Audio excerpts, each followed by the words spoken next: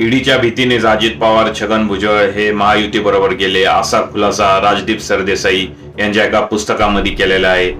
राजदीप सरदेसाई एक ज्येष्ठ पत्रकार आहेत महाराष्ट्रामधले व देशामधील, आणि त्यांना एका मुलाखती दरम्यान छगन भुजबळ म्हटले होते की मी जर भाजप सोबत नसतो गेलो तर मी आणि अजितदादा व अजितदादा यांच्या पत्नी आम्ही सगळे जेलमध्ये गेलो असतो. अजितदादा यांनी 70,000 कोटीचा घोटाळा केला आहे. तसंच महाराष्ट्र सदन घोटाळ्यामुळे माझ्या मागेही ईडीचं भूत लागलं होतं.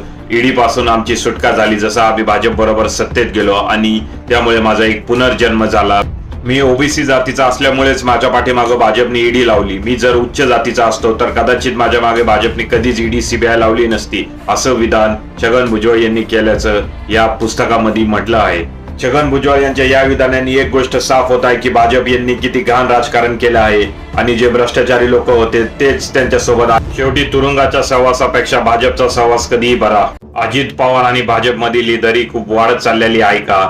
कालच तुम्ही पाहिले की अजित पवार यांनी नरेंद्र मोदी यांना बारामतीमध्ये प्रचार सभेला येऊ नये अशी विनंती देवेंद्र फडणवीस यांना केली. तसंच योगी आदित्यनाथ यांचं बटेंगे तो काटेंगे हे कॅम्पेनिंग जे महाराष्ट्रामध्ये चालू होतं ते कॅम्पेनिंग बंद करा असेही अजितदादा हे देवेंद्र फडणवीस यांना म्हटले. अजितदादांचं मत आहे की असं कॅम्पेनिंग करून महाराष्ट्रामध्ये काहीच फरक पडणार नाही, याच्यामुळे उलट महाराष्ट्रातील जनता ही आपल्यापासून अजून लांब जाईल. दुसरीकडे भाजपच्या मते असं कॅम्पेनिंग केल्यामुळे जे हिंदुत्ववादी मतदान आहे ते भाजपला भेटेल. तर अजित पवार यांची एक वेगळीच चिंता आहे की भाजपने असं कॅम्पेनिंग केलं तर मी महायुतीमध्ये आहे तर माझं जे सेक्युलर मतदान आहे ते माझ्यापासून लांब पडेल. जसं की अजित पवार यांना मुस्लिम मतदानाची खूप गरज आहे. भाजप बरोबर राहून त्यांना आधीच मुस्लिम मतदान हे भेटणार नाही आणि त्यात असं कॅम्पेनिंग केल्यामुळे तर ते अजूनच लांब जाईल. विचारांची तडजोड करून महायुतीमध्ये सामील होण्याचे परिणाम अजितदादांना तर भोगायला लागतच आहे, त्याचबरोबर भाजपला पण त्यांना महायुतीमध्ये घेऊन भोगावं लागत आहे. दोघांचाही चांगलाच गुंता झालाय.